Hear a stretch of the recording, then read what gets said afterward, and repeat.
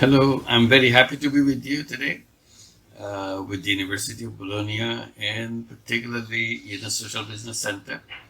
I'm very happy that you have organized this session, you have organized this conference. And this is the right time actually to have this discussion because we are in a very critical phase of our existence in this planet. You saw the IPCC report which came out in August. That's a horrifying thing that they have been saying. They have documented in a scientific way how critical is our existence on this planet. They could have almost said that human beings is on the verge of becoming an endangered species on this planet. We don't have much time left because of the global warming. It's coming in a big way.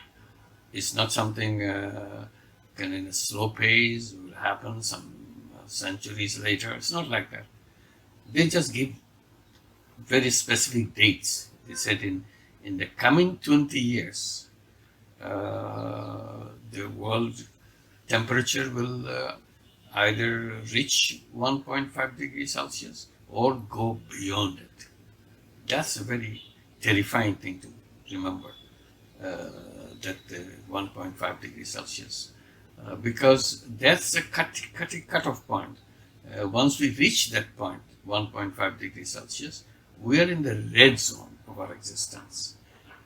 Our existence is in question now if we get there.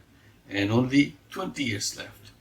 In the global scale of our age, 20 years is practically nothing. And many of us here today will be at the prime of their life to see that happening.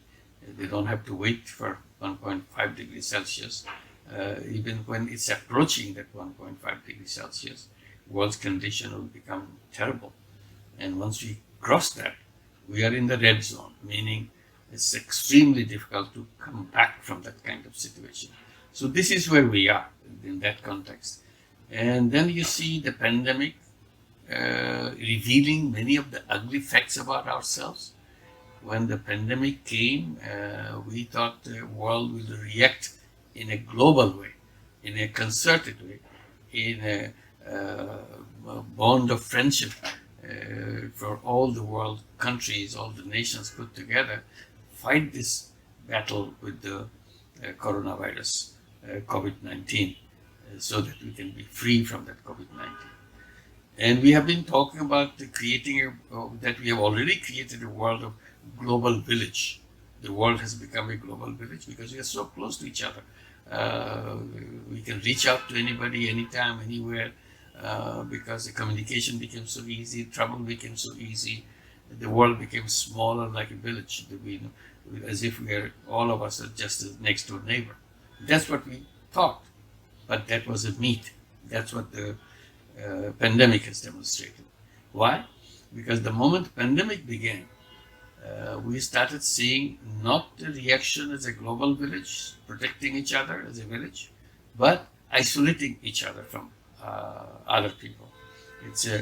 We saw, instead of a global village, we saw a series of isolated islands, distance from each other.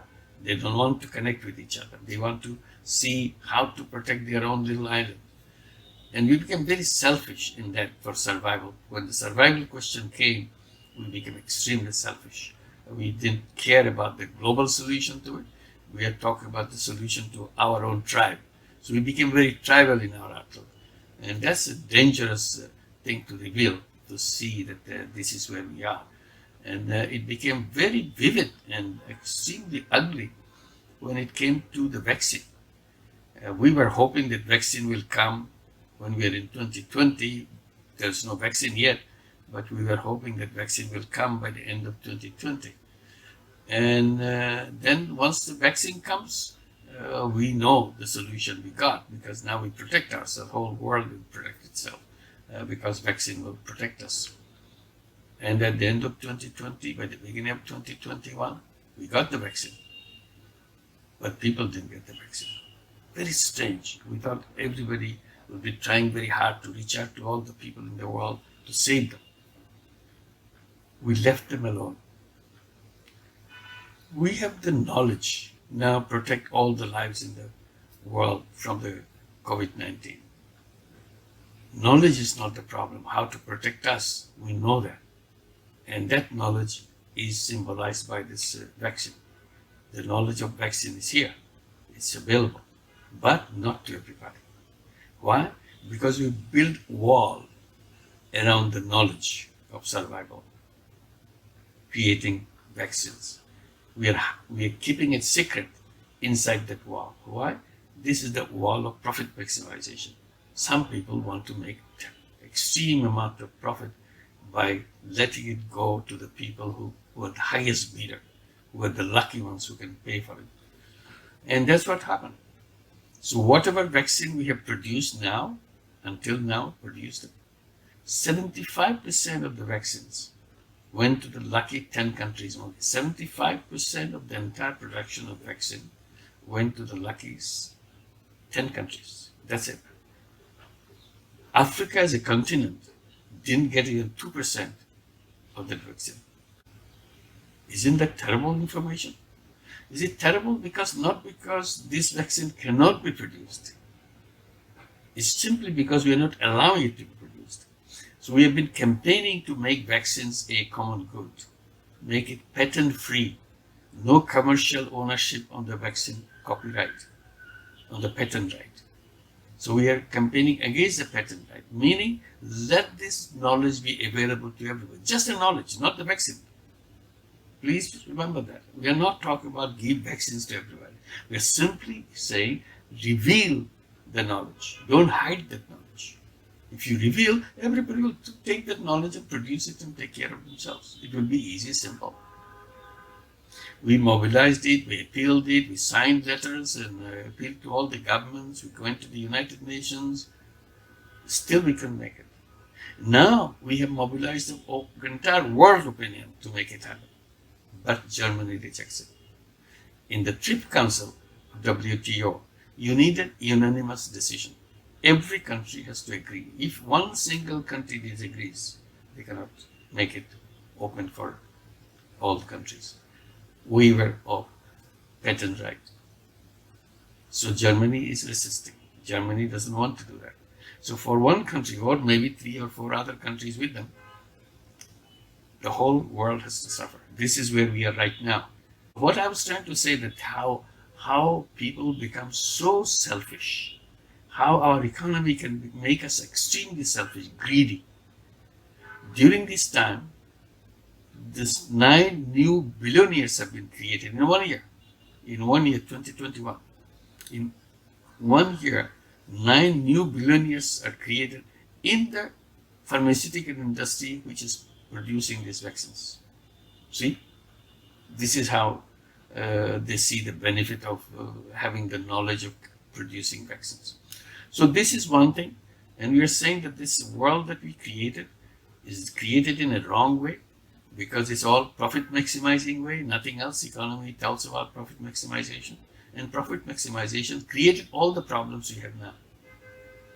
Global warming, as I said, IPCC tells us the most recent information, is all created by the businesses. And businesses in collaboration with us as consumers. We collaborated with the business, we supported them, and they happily made money by serving us, by producing fossil fuel.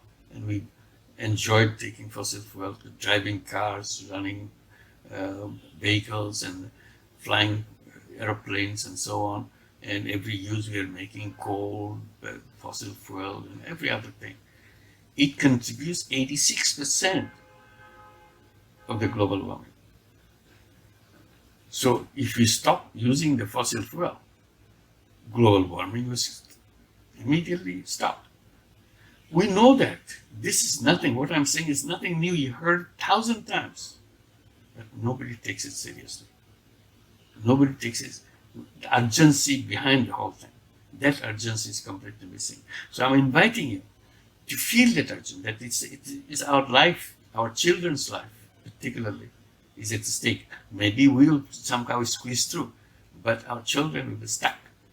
They will not have any future for themselves as a life. That's why young people are rebelling in many countries, going on hunger strikes, creating organizations and campaign movements like Fridays for Future, blaming their parents that you have stolen our future, but still we don't pay attention to it. They keep saying our house is burning. The planet is our house, this is burning. But inside the house, we are having parties as if nothing happened. We're enjoying it, enjoying the successes of our businesses, GDP growth, technological breakthroughs, but we don't realize that we are inside the house which is burning.